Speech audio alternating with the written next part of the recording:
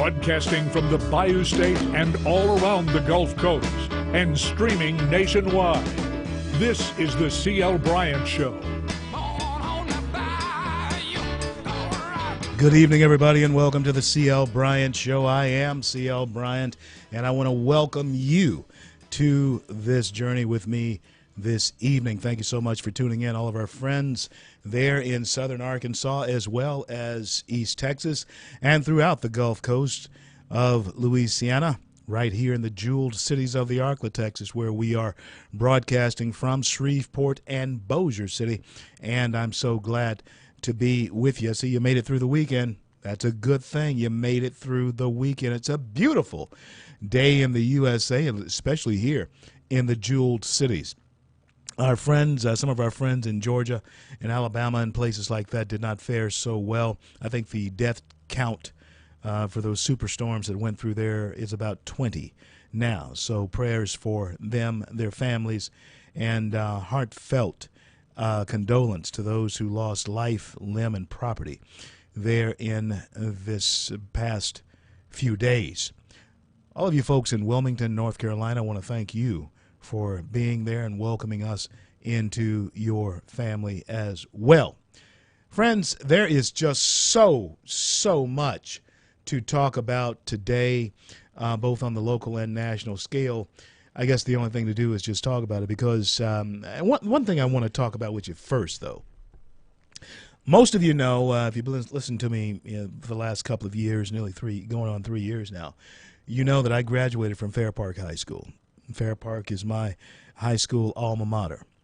And I am just torn and saddened at the results of quality education that evidently is not coming out of Fair Park High School. One of the tragic things that goes away when academic excellence goes away is that it takes the traditions with it as well. It takes one of the most marvelous traditions in this area were the Fair Park Bird traditions, crosstown rivalries. And it particularly saddens me because, and the board, I think there's a meeting going on right now. The board is deciding whether or not to merge this, and there's a lot of, back and forth that is going on about it. But what really bothers me about it now, this will happen to me twice, and the people that I went to school at Lakeshore formerly, when I was in school, Lakeshore Junior High, elementary now. And I would hate to see Fair Park go from a venerable old high school to a junior high school. There has to be something in management, mismanagement, slothfulness. Something is not right. Something is out of order in order for this to get to this point. Now, it just didn't happen last night. This has been going on for some time, over 10 years. 10 years. This has been the state of mind as far as academia is concerned with Fair Park. But we have to stop and ask ourselves the question, because there's a lot of emotionalism going on, a lot of emotions that are flaring with this, but we have to ask ourselves the question, where did this go wrong? Pardon me, and how did this go wrong? You got to forgive me, I have a legitimate cold. That's not allergies this time. You know what? Airplanes are incubators for germs. One person gets on the airplane sneezing, and I imagine there's about 200 people go home sick. But back to Fair Park. Fair Park did not get like this overnight.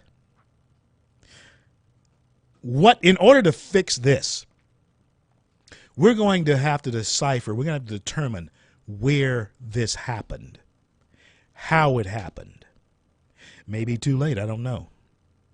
I will offer this, though, to any of my fellow alums of Fair Park, whether you're from my class of 74 or before, or whether you're from an earlier or later date than I came out. We're all Indians, and you know, the school, there's nothing that will ever replace high school. Never. And some of the most precious memories that you have, I don't care what year, what era you came out of high school, there's nothing that ever replaces high school. and particularly I think in the time when we were going into Fair Park.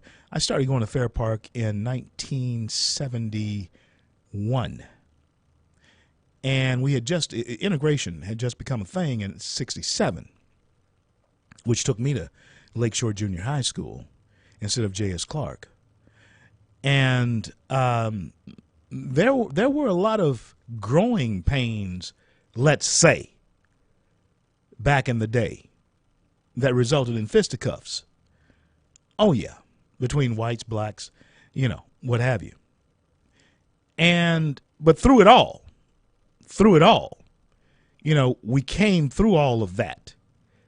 And then to see what is going on here now in this right now, we are looking at maybe very little movement in feelings and attitudes that go all the way back to 1974.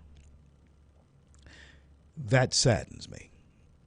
And I can't help but ask, how can anybody be satisfied with that? How can we look at where we are here in the year 2017 after going through all of that back from 1968, y'all, to 2017, but yet we have this discussion. We have this type of real trauma that is going on in our school system here in the jewel cities of the Arklatex. You have to go back to the root cause. That is the only way to identify what's really wrong. Ken Clark's going to join me a little bit later on in the show. Don't go anywhere. I'm CL. We'll be right back.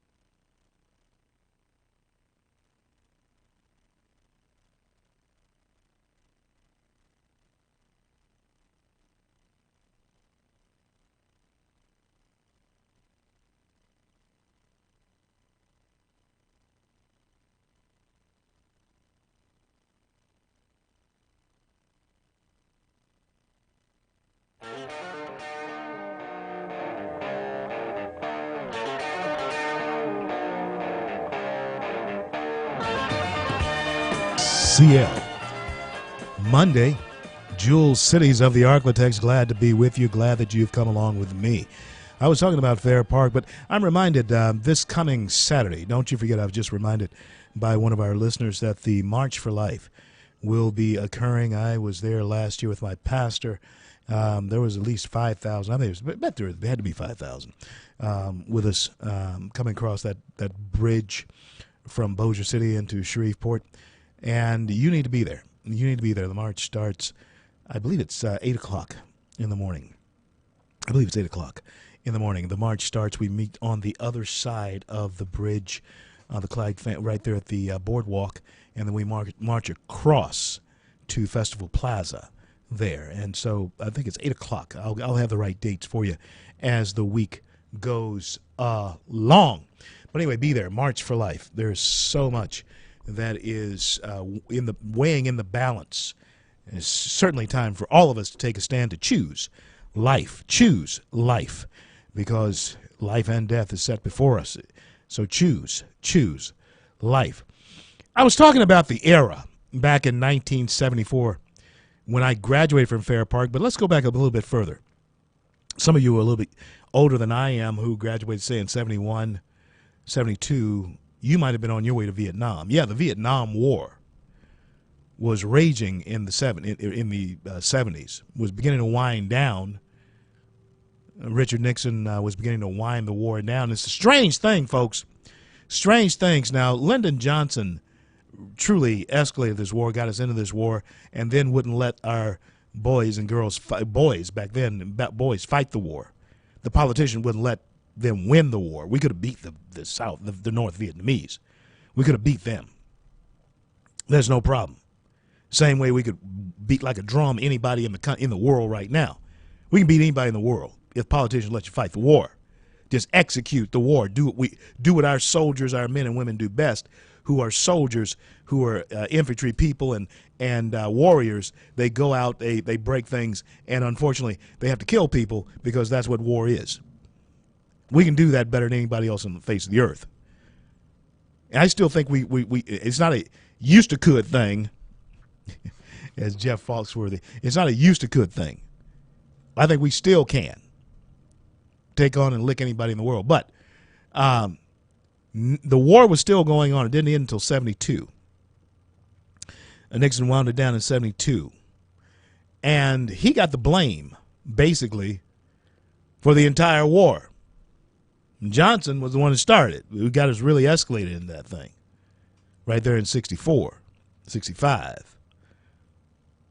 And so, friends, when we look at how far we are in the rearview mirror, that is in the rearview mirror, and when we look at what a school like Fair Park was in the rearview mirror, coming all the way down to 2017, and we're talking about the state taking it over because it has an F rating for over the last 7 to 10 years. You have to look at where did that something went wrong. Now listen, I know, and this is where you have the bridge conversation here at this show. It wasn't because of. And then again, it may have been. Let me tell you why it may have been because of integration. Because there were certain things that went along with integration that took away the focus on the student and turned the focus toward bureaucracy. Yeah. It's always been bureaucratic. Don't get me wrong, education, I understand that. But I went to segregated schools. Central Free Methodist was a private Methodist school on Ashton Street, Ashton Street there in Shreveport, right around the corner from my house where I grew up. And there was something that I knew about the black teacher that was in the classroom with the students when the school was segregated. Now listen closely. I knew that she or he, because we had a couple of male teachers as well. Reverend Thompson was one of the teachers as well. He was also the principal. I knew that they cared about our success. They were personally invested in our success.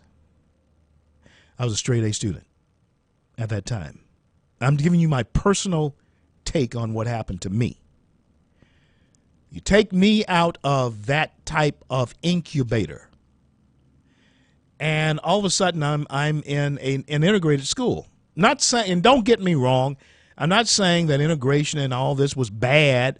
I'm just giving you a before and after shot from my point of view. But you take me out of that incubator of scholars, black school scholars. You got the black teacher. It's a segregated situation. And you put that same kid into now an integrated situation where there is turmoil and there is tension that is never dealt with, never gets over it.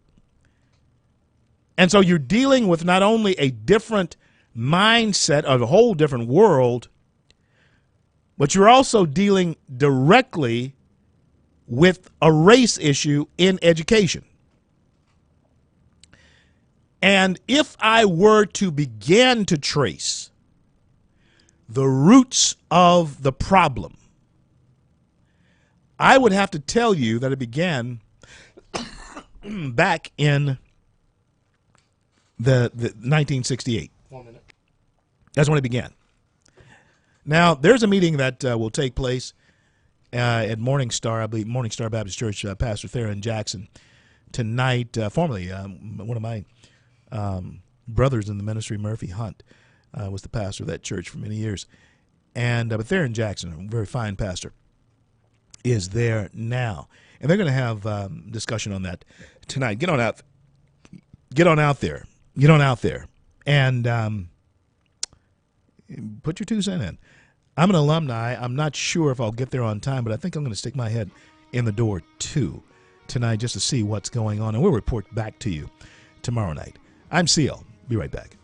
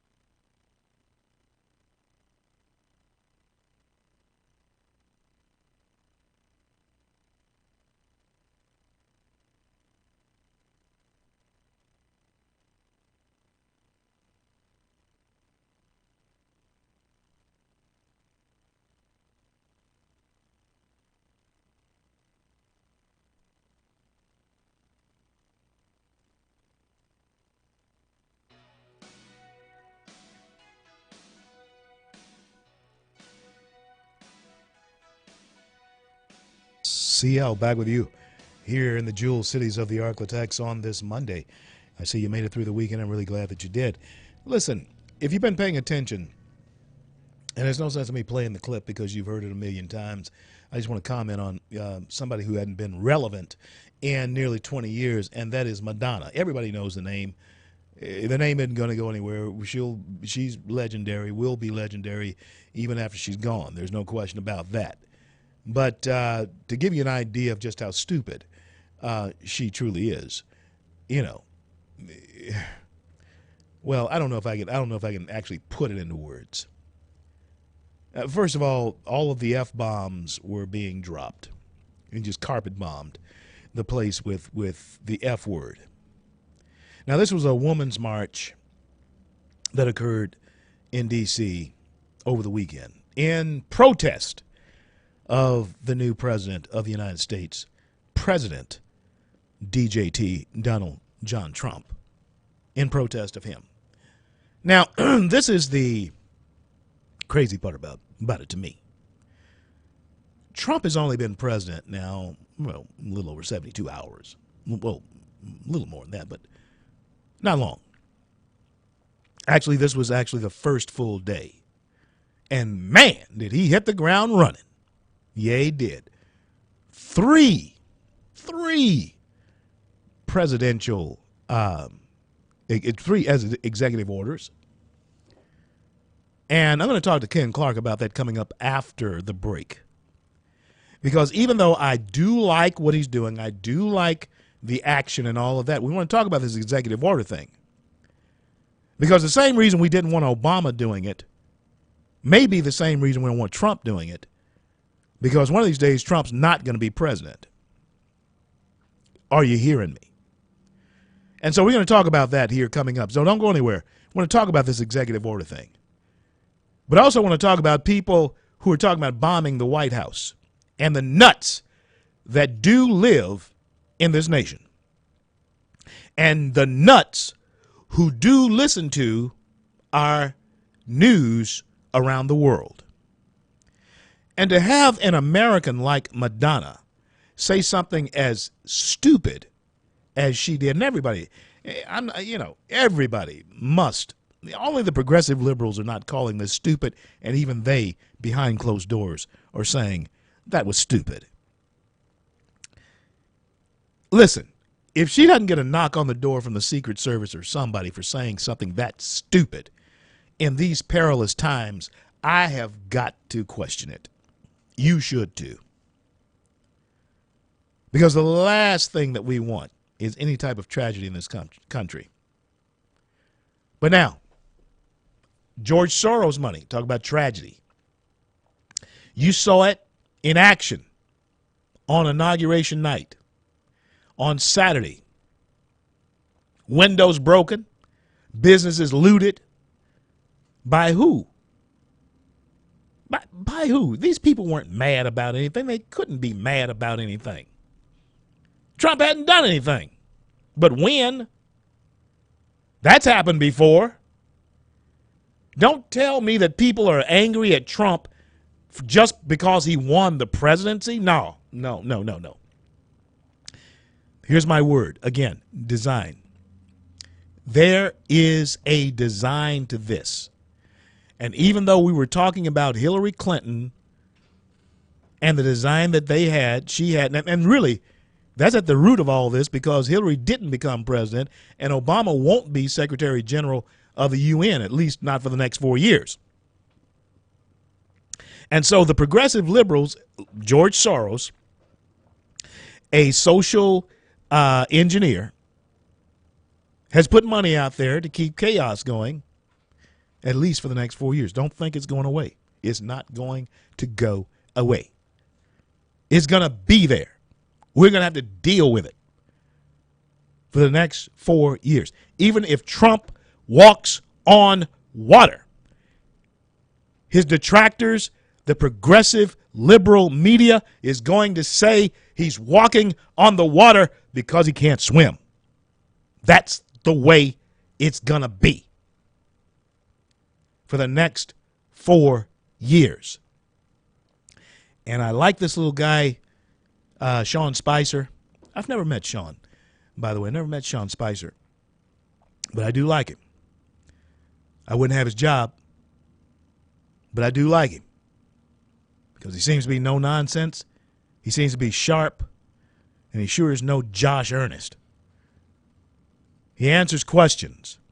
He puts people straight, keeps them in line. And you know what? I sensed something in that press room today, that White House press room. I sensed something. I sensed that there were some who were afraid to really step far out of line. Now that is a sign that, hey, things are changing. Things are changing. Good, bad, indifferent, I don't know. But I do know one good thing. You had top corporate leaders come to the Oval Office today, come to the White House today. You had top union leaders come to the White House today. And the union leaders, Trump actually took them into the Oval Office, showed them the seat of power, showed them their seat of power. And all of you know that most union leaders, by definition, are Democrats.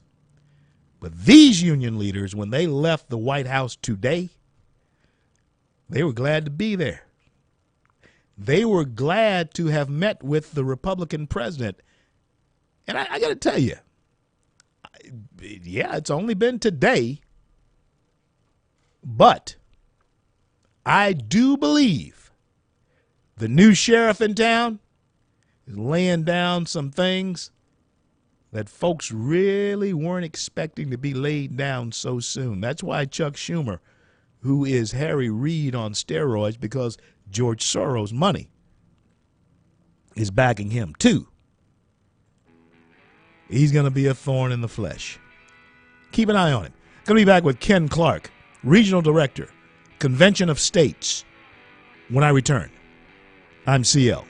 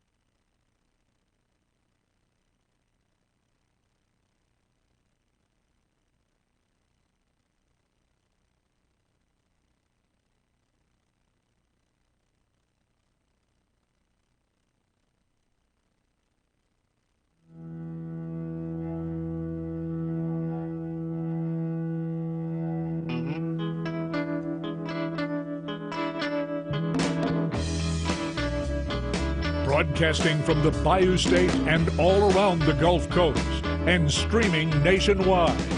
This is the C.L. Bryant Show. CL back with you on this beautiful day here in the jewel cities of the Arklatex.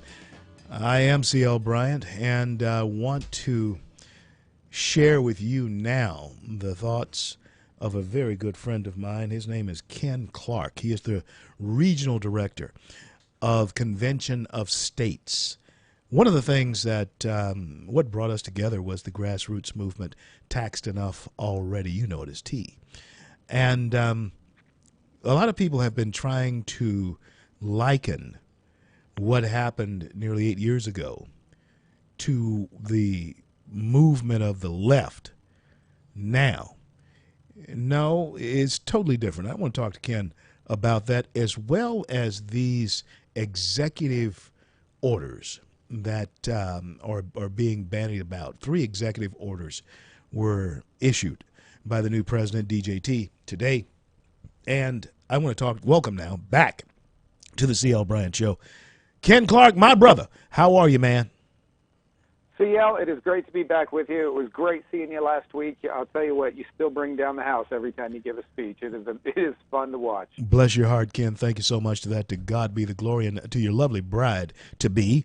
Pam, tell her that I said hello. Jane and I send our love. Can't wait till we all hook up on the trail there, man.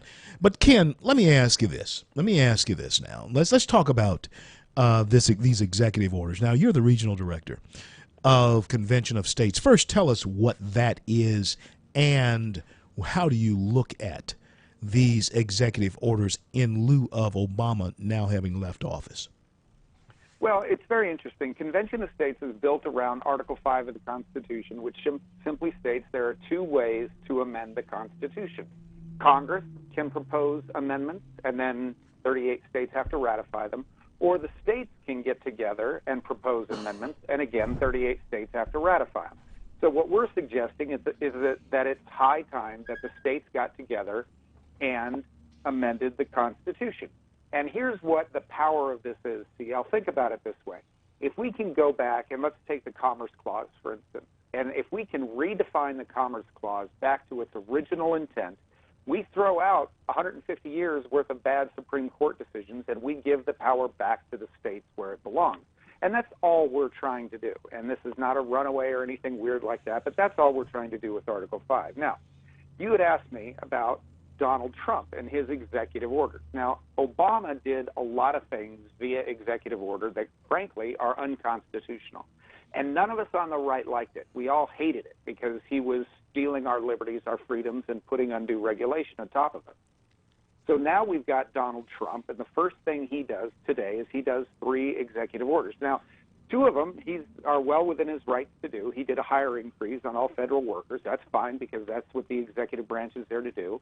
Then he pulled us out of the TPP, which is fine. That's exactly what, as an executive, he is there to negotiate treaties, so that's fine. But then he's also, the 3rd executive order was he's setting the stage to dismantle Obamacare. Yeah. He does not have the power to just do an executive order and say Obamacare is no longer the law of the land, because that's up to Congress to do. Now, the rub is very simple. We've got an elected king, whether it's Donald Trump or Barack Obama, whoever the next guy is going to be. And that is not the way our government was set up. We got very upset when Barack Obama was doing it. Now we've got Donald Trump that will be doing it. But the problem is, until we get into Washington, D.C. and fundamentally fix that structure, we are going to be at the mercy of whoever is sitting in the Oval Office. But you know what, Ken?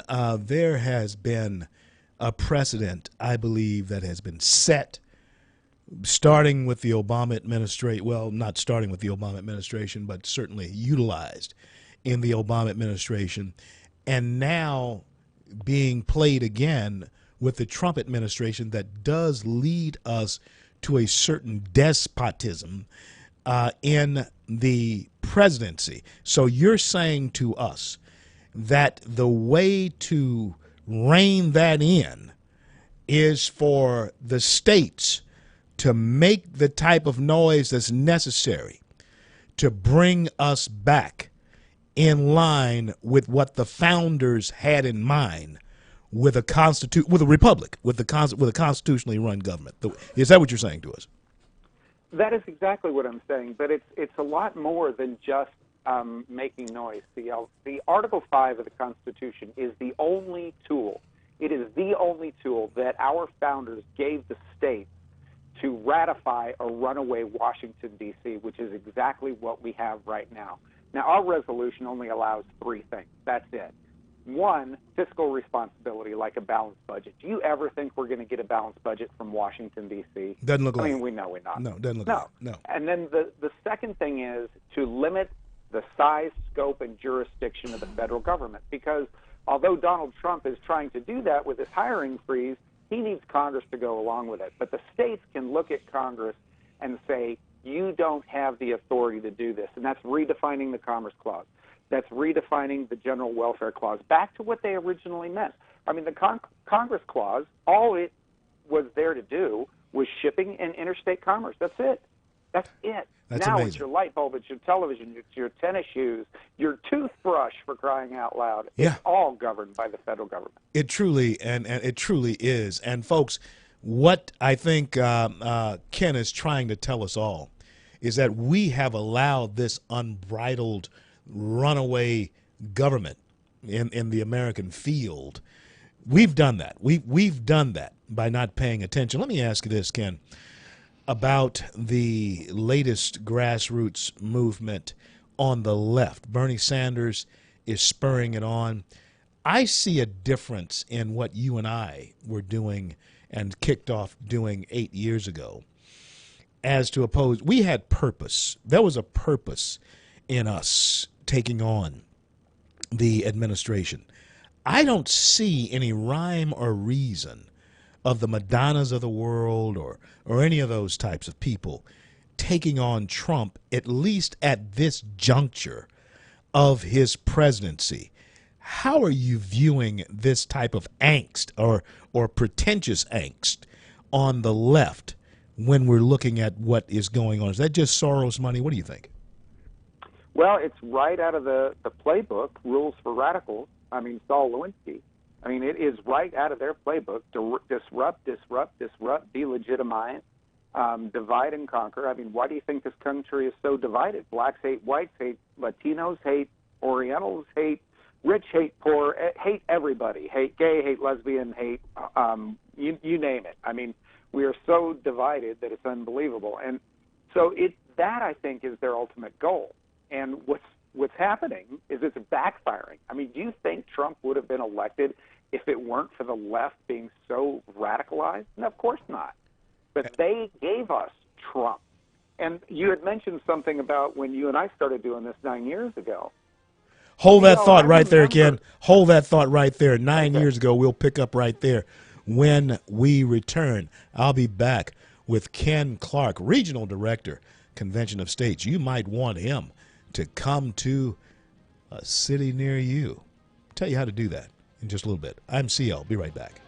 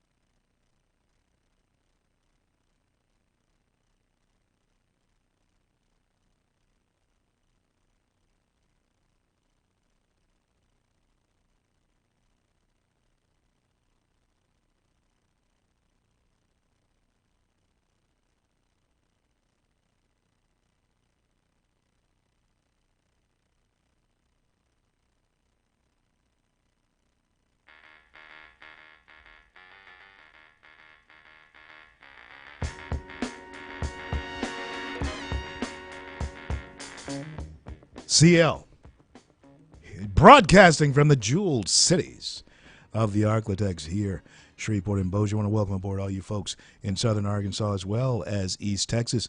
You people in Wilmington, North Carolina, WLTT 1180. I want to thank you for welcoming us into your family as well. On the line with me is my good buddy, a brother of mine, Ken Clark, brother in arms. I mean, we're in this fight together, but he's also a very dear friend. Ken, you were talking about, well, first, tell folks how, if folks want to get a hold of you, if folks want to bring you in and get an idea of what this is all about, because I have a feeling what you're doing is going to become even more important as we go down this journey in these next 4 to 8 years. Tell us. CL, I appreciate that very much. It's conventionofstates.com. And if you just go to the website, conventionofstates.com, you can find out anything and everything you need to know about what we're trying to do, what Article 5 is. You can get a hold of me through that website, etc. And it is very important because Washington, D.C. has gone completely out of control. We know that. And it doesn't matter who's sitting in the Oval Office. The fact of the matter is Washington, D.C. should never be able to do the kind of things that they're doing. I mean, remember how upset the country was when Justice Scalia died. That was over one man, and yet everybody was all freaked out. No individual should have that kind of power, including the presidency. And I was talking about 9 years ago when you and I both started with the Taxed Enough Already movement, and we were part of that 2 million man march on Washington, D.C. In fact, that's where we met the first time. That's right. And do you remember how much trash was there after that march? Do you remember? There wasn't any. There wasn't any. There was no. I don't remember because there wasn't any there, Ken. There wasn't any. There wasn't. Do you remember how many windows we smashed? No. How many cars we turned over? I don't remember any of that. There weren't any. There weren't any. That's my point. Yeah. Yeah. It was a very peaceful protest. Did you see the streets? Did you see the streets of D.C. after this past weekend of those guys? It was filthy. Yeah, I did. It was knee deep in trash. And you remember Obama's original inauguration back in 2008? Yeah. Were there any violent protests then? No, we didn't protest violently against him at all. No. So this is George Soros-funded Saul Alinsky tactics that are doing at the end of the day, the effect it's having is it's driving more people to us and to our side. Because the common folks out there, whether they're Democrat, Republican, Independent, or Libertarian, look at this and they are disgusted by it, as they should be.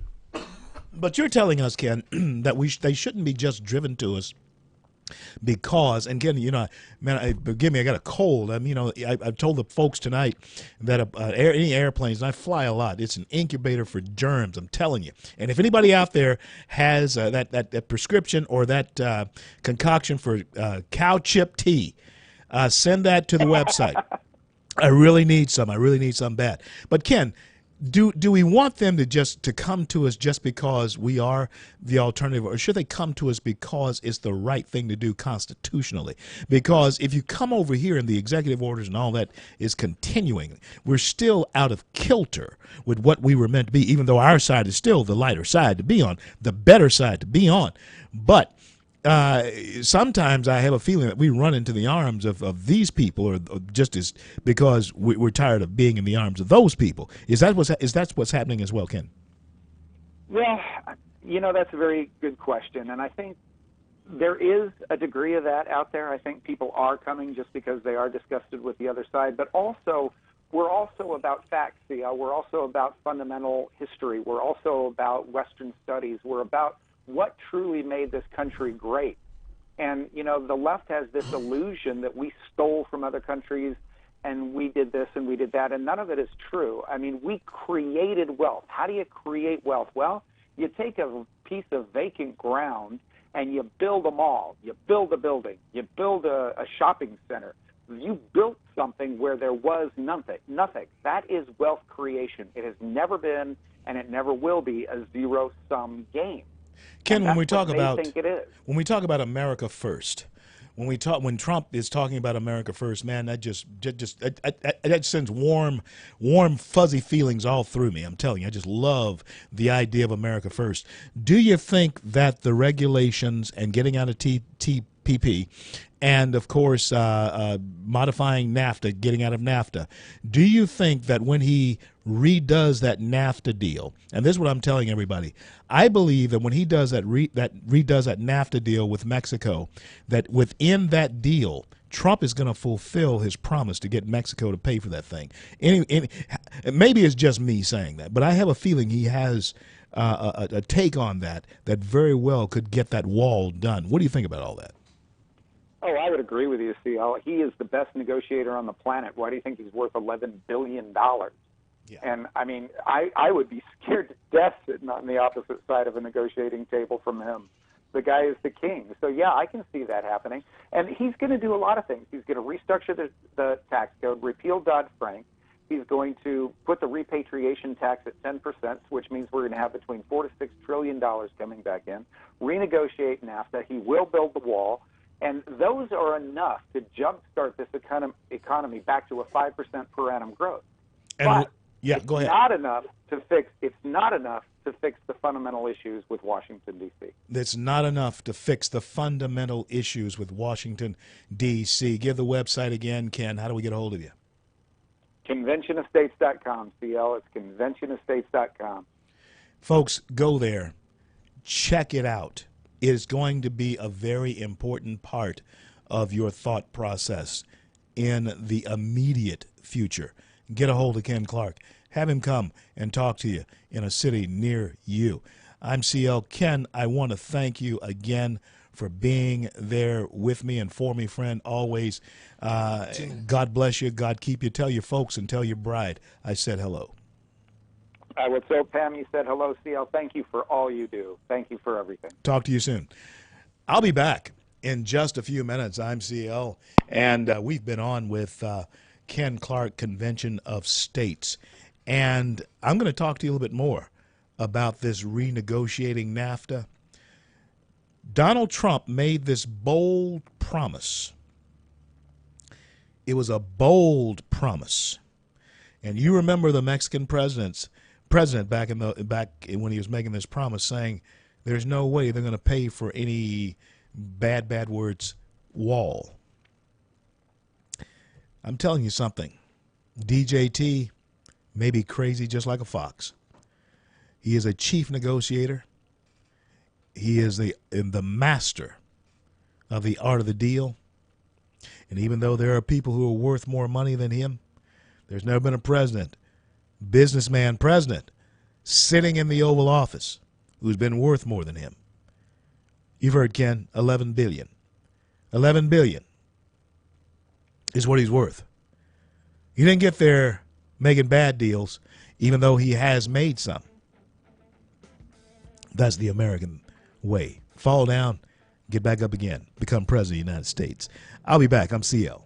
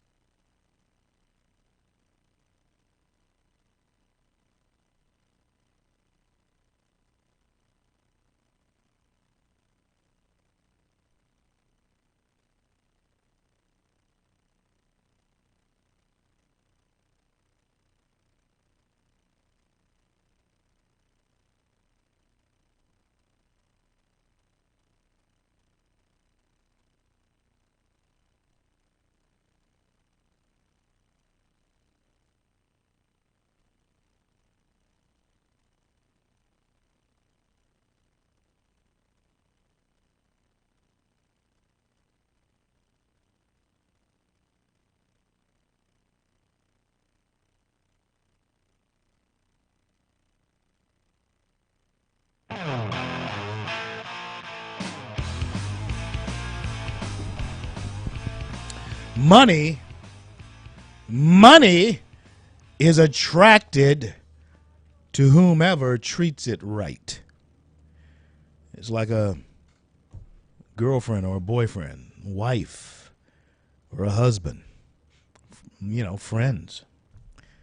Money is attracted to whoever treats it right.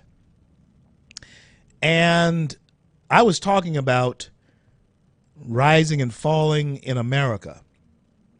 Falling down, getting back up again, becoming president of the United States. That's who you have in the White House right now. Somebody who knows what it is to fail. And somebody who knows how to recognize things that cause failure. That is who's in the chief executive office today. And hey, when we're talking about cutting back on hiring, a hiring freeze, that's exactly what a CEO does when he comes into a company that's bleeding money. Hey, stop hiring folks right now until we get this corrected. Then we can maybe hire some people again once we get this spending under control. And hasn't that been what we have been talking about here all this time, especially during the Obama administration, and certainly during the last couple of years of George Bush administration. And by the way, kudos and all of our heartfelt best wishes to George I, 41, and Babs, Barbara Bush. Yeah, 41, and his wife, his bride. Looks like they're going to be just fine. I heard today that he's no ordinary 92-year-old, and truly he is a true American hero. And from all accounts, I've never met him. I've met W, but I've never met 41. But from all accounts, he is a truly decent man. So we wish him and his wife the best of health as they grow older in age. I pray that God gives them his grace. Now, and to all of you. And by the way, anybody that has the recipe for cow chipped tea, I need it. Send it to the web. Send it to our Facebook. Facebook us on the CL Bryant Show. Go to Facebook, the CL Bryant Show. Maybe you can tweet it to me at Rev CL Bryant, or you can go to the website TheCLBryantShow.com. TheCLBryantShow.com. I need the recipe for cow chip tea. It worked when Grandma made it, and I wish that I had paid more attention to what Grandma and Grandpa had to say, because I need it. Man, tell you what, strange how, and I don't even know if cow chips are even good for you like they were back then because of all the other stuff that goes into it. So anyway, it'll either cure you or kill you, as they said. Now, money, as I was talking about, is attracted. Americans, whoever you are, wherever you are, listen to me. Listen to me. Money has been leaving this country because we have not been treating it right. We've been giving it to the wrong people, placing it in the wrong hands, and we find ourselves in jeopardy because we hadn't treated it right. And I think it is time now for us to own that. The progressive liberals, they're not going to own that. They're going to hate us for wanting to cut back on things that drive the money away. That you have now the encouragement necessary through this president and the actions of this administration coming in to step forward, to stay the course a little bit longer and a little bit stronger. I would like to speak to everybody who has been in the shadows, and I'm not talking about illegal aliens. I'm talking about Americans who have been in the shadows for far too long. You didn't want to step out because you didn't want to associate with Trump. You didn't want people to call you bad names, so you didn't step out when it was time to be with the grassroots folks, back when we were talking about TEA. T. But now, if you'll look around you, the progressive liberals are actually doing what we did to modify and take over the White House, the Senate, and the House of Representatives. For 8 years, people have been moaning and groaning about this ain't right. But now you have an opportunity. We've been grooming ourselves for the last 8 years for this moment. And the one thing about Republicans, conservatives, is that we have a natural tendency to snatch defeat out of the mouth of victory. We can't do that this time. We have to stand pat. But we also have to remember that there's a certain way to do things. And there is a way that we have not been doing things as Americans. That's what Ken Clark was trying to tell us. Ken Clark was trying to tell us that even though we have a president who's doing good, better than Barack Obama, we still didn't elect a king. We still didn't elect someone to rule over us by decree. We elected someone to be the president and to uphold and defend the Constitution of the United States. So, as we dust off the dust, the road grime of the Obama administration, we still want to make sure that the next administration, this administration, the Trump administration, is playing by the book as well. I'm CL. Be right back.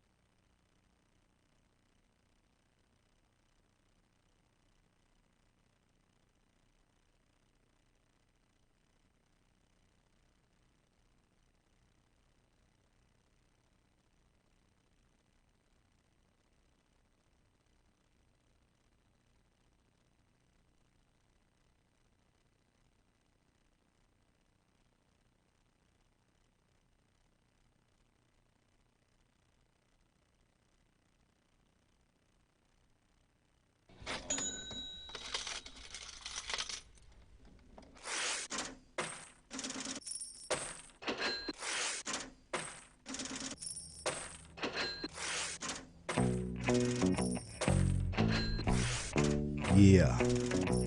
Money. Yeah. Comparison and competition. Look out for it. It's coming down the pike. America, we have not been measuring up to our own potential.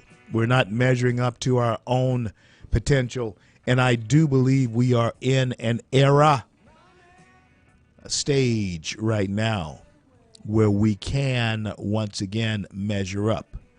There is some housekeeping that we are going to have to do as far as upholding the Constitution of the United States is concerned to get us back into the main vein of success and prosperity, and in order for us to measure up to our own potential. Every American. Go all the way back to this high school diminishing, even here in the jewel cities of the architects. The reason this conversation is even going on about the high school being downgraded to a junior high school is because evidently it did not measure up to potential. Right? I mean, come on now. It's my alma mater.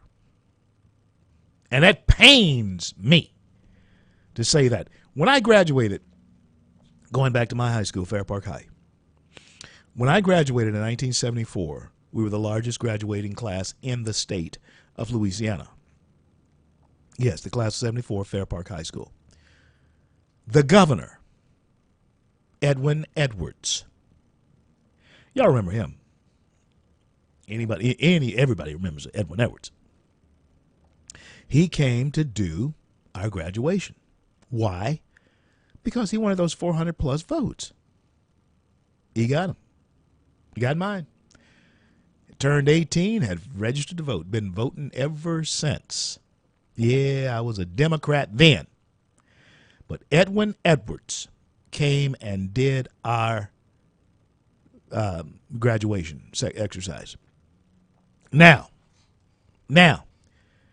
we had every opportunity back then to live up to our potential. There were still teachers who cracked the whip as much as they knew how. Herman Brayboy was one. Jasper Jordan was another. I don't know where they are now. Jimmy Long was another. Molly Jackson was another. Mr. Moncrief, was another. Gerald Reisinger was another. Back at Lakeshore, you had Mr. Sigris and all of those people. Joanne Allen, who was a counselor.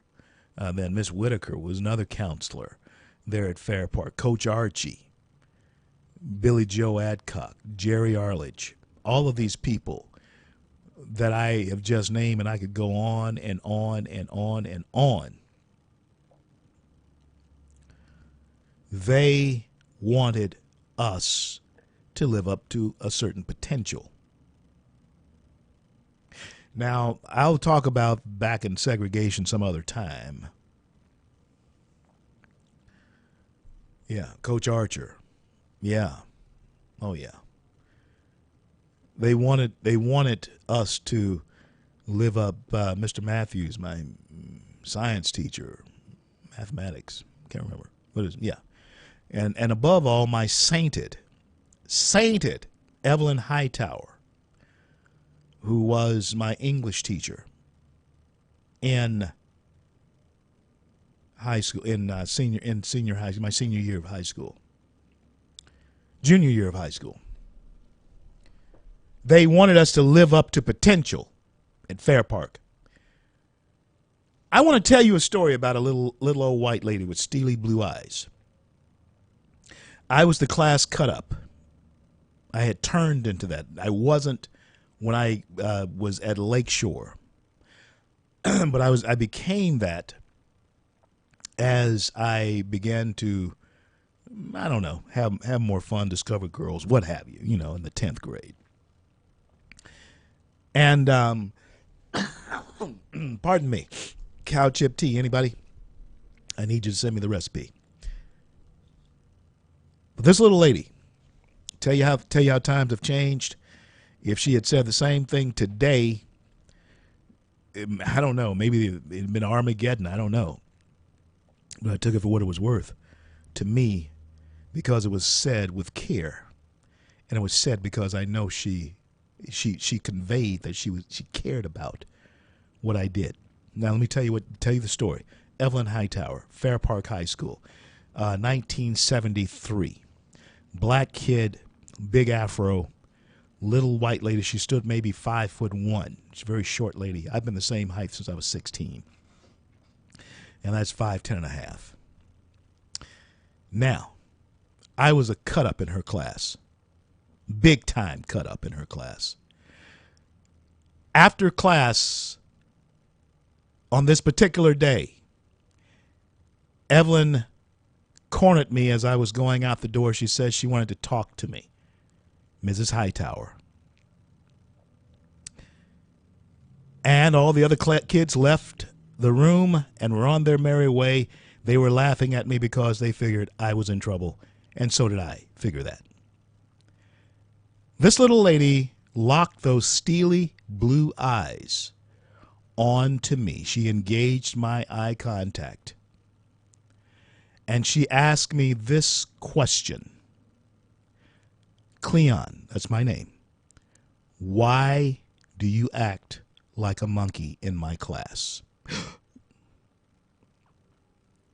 Stunned. She said, you're smart. You're incredibly intelligent. You can do this. That 5'1" old lady changed my life that day. I'll be back in just a minute.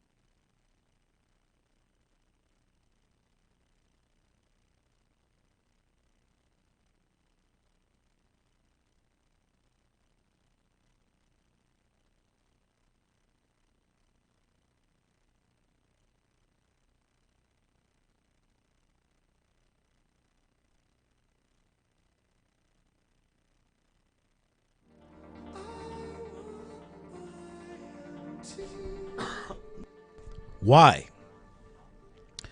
Why do you act like a monkey in my class? You're smart. You're incredibly intelligent. Stop it. Evelyn Hightower, those were her words to me back in the 11th grade.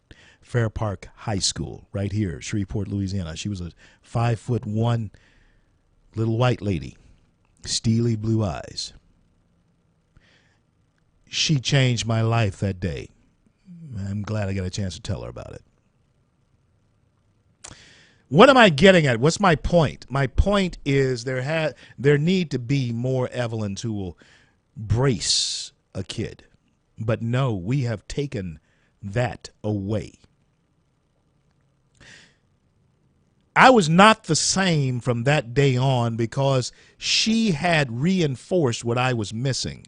Someone who cared about me succeeding. And it oddly enough, it did not come from where I had been getting it.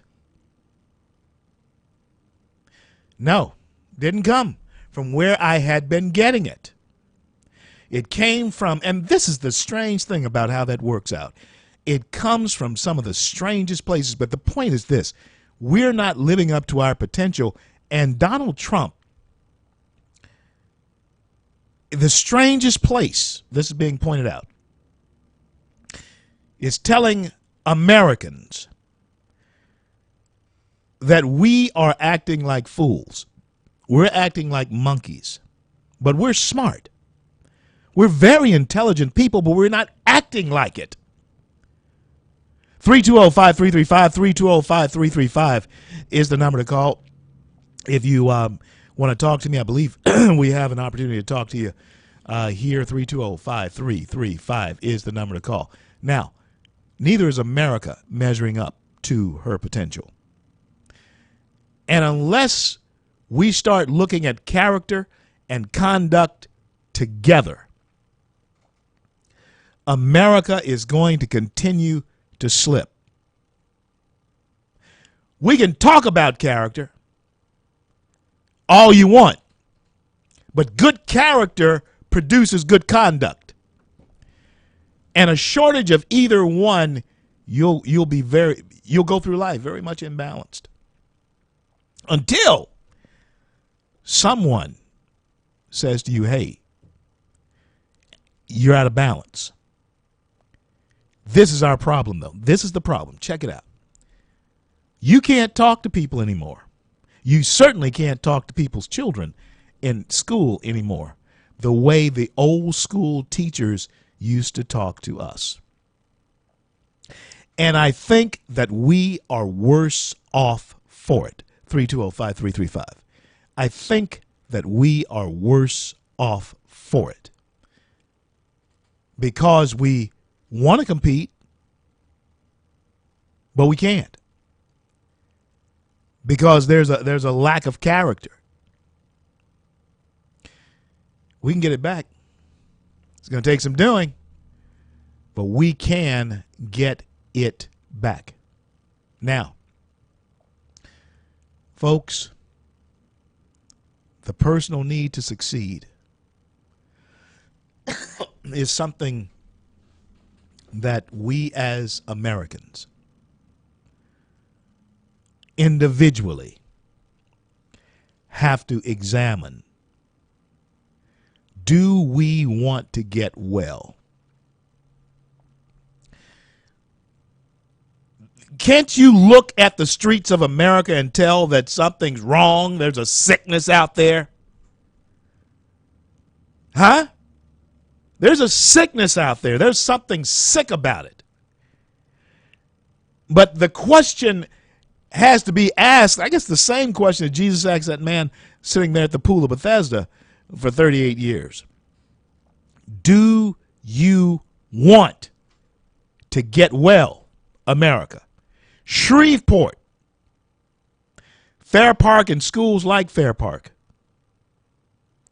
The question is, do you want to get well? Because understand now, the trend it can be epidemic. There are a lot of kids want to succeed, a lot of kids who want to do well, but the peer pressure, especially without parents supporting them at home, hey, it can be epidemic. I tried hard to fail, but for a little old lady with steely blue eyes who checked me one day, she knew exactly what to say to get my attention because she was a true teacher, somebody who wanted to teach a kid that she saw had a good mind, but somehow she was not communicating to me that she cared. She did it. She did it. Jarred me awake. What's it going to take to jar our young people awake? Evelyn's approach may not work today. I don't know. But I do know this. We got to do something fast, or we're going to have failure on all types of levels coming out of these generations that are coming up behind us. And God forbid that the day comes when we say to ourselves, I'm talking about you people in my generation, hey, we'd be better off dead. You know what I'm saying? If the lawlessness continues on this par, if the foolishness continues on this par, you may be saying, hey, we might be better off dead. They might be one to push you over the edge, too. I'll be right back.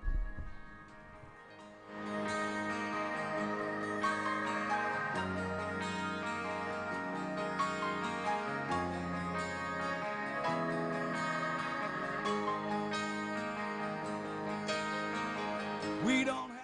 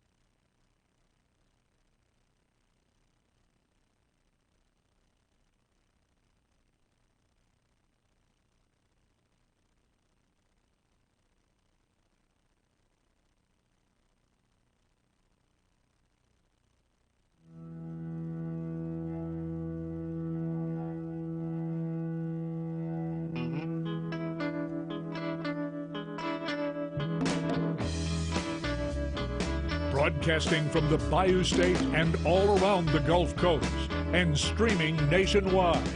This is the C.L. Bryant Show. CL, back with you here on the home stretch of the C.L. Bryant Show. Monday in the jewel cities of the Arklatex. Now, tomorrow, Michelle will be back in studio with me. She's returning from Washington, D.C. That's where she's coming back from, Washington, D.C. And she is going to give us the rundown on what she saw, heard, and smelled in Washington, D.C. And I'll tell you something. I was talking to her right before the show.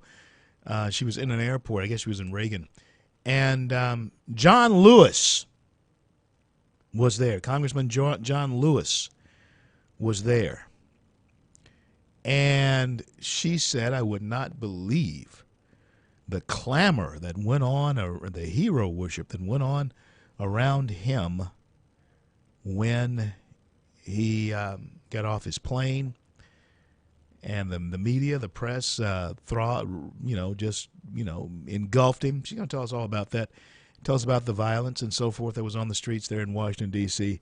when she returns tomorrow. Of course, she was representing C.L. Bryant Show on the ground. Made a lot of contacts. She and Rose Tennant were at some of the balls up there. Made a lot of contacts. Going to have them on the show here for you in the days and weeks to come. Well, it is Super Bowl time. It is Super Bowl season. And, Jay, you know what, man? That doggone Tom Brady. He's pretty good, huh? I think pretty good. and 39 years old. I think he's playing like he's 24, 25. You think he's going to come back next year? Oh, I think he'll play for 7 more years, man. You know what? Well, he never gets hurt. I mean, I can't think of the last serious injury. I know he missed a few games either last season or the year before. But, man, he's healthy. He gets sacked a very, very small amount of times. And he's playing good. He's playing really good. Are you good. surprised at the Atlanta Falcons? Oh, absolutely. I think especially Cowboy fans here in our area, I think that rubbed a little more salt on the wound there when the Packers get demolished like that. The thing about Atlanta, you know, they're known as of late to lose that big game. And 7 or 8 straight going in and just demolish them, man. They took them apart. Let me ask you this then. You know, if in fact Tom Brady is on his game come Super Bowl Sunday, the NFL commission need to succeed. And if there is anyone who exemplifies that person, especially Matt Ryan.